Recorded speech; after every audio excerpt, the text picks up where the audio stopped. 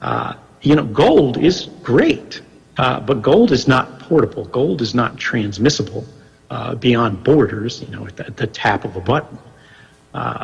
Bitcoin and crypto more broadly is.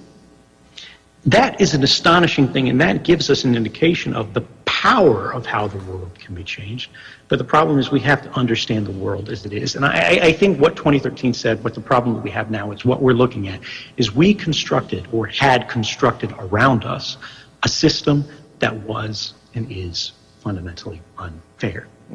I mean, what do I mean? Look at the economy. There's an increasing concentration of resources into fewer and fewer hands. We see this same style of financialization creeping into the crypto ecosystem.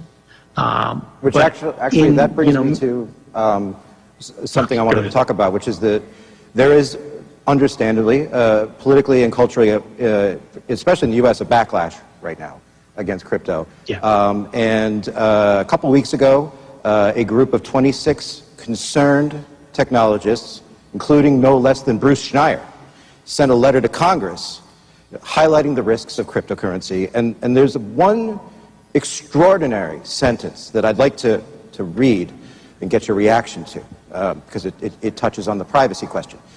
Quote, "Most public blockchain-based financial products are a disaster for financial privacy, semicolon. The exceptions are a handful of emerging privacy-focused blockchain alternatives, and these are a gift to money launderers." What does Edward Snowden make of this dichotomy? I know Bruce Schneier a little bit, and I've respected a lot of his past work. I read his book on cryptography ages ago. And I've lectured at his course at the Harvard Kennedy School each year for a while now. It's been a little while, but prior to that I have. And, when you look through the signatories of this letter, Bruce Schneier's the name that sort of everybody recognizes. The others are sort of an assortment of Twitter trolls that's a little bit disappointing to be associated with. And then people whose names largely aren't recognizable.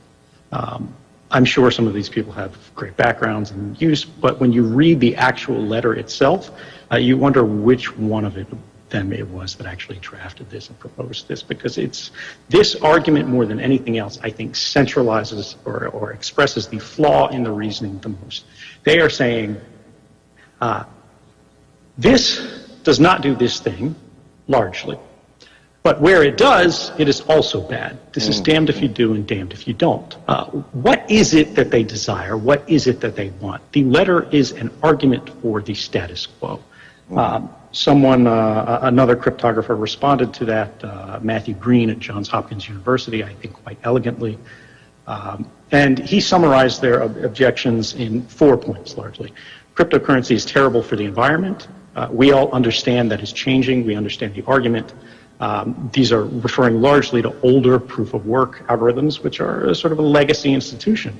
They've served their use, but even where proof-of-work is being used, the energy mix is being greenified. It's improving, right? This is energy that would otherwise be wasted or landlocked.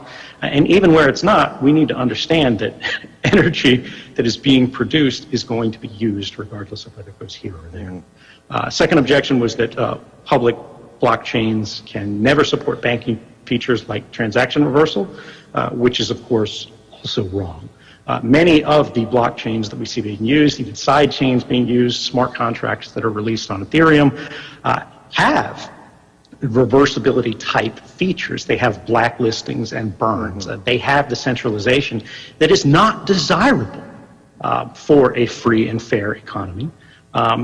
But it is possible, right? So for those who are fans of those, it's simply wrong. You can layer it on top, in other words.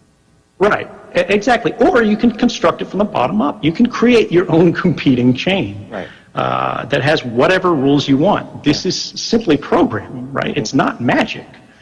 And then the idea that cryptocurrency doesn't scale or that fees are too high is again wrong. They're talking about Bitcoin, sort of traditionally in the slowest manner.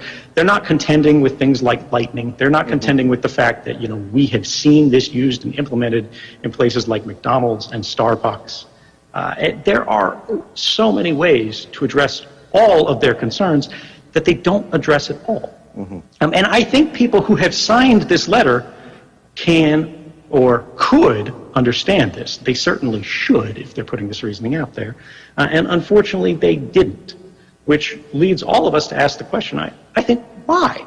We should expect better from them, other than the ones who are like prolific public trolls. But if their argument is not constructed seriously, we really shouldn't take it seriously. So it was revealed a couple of weeks ago that you had participated in the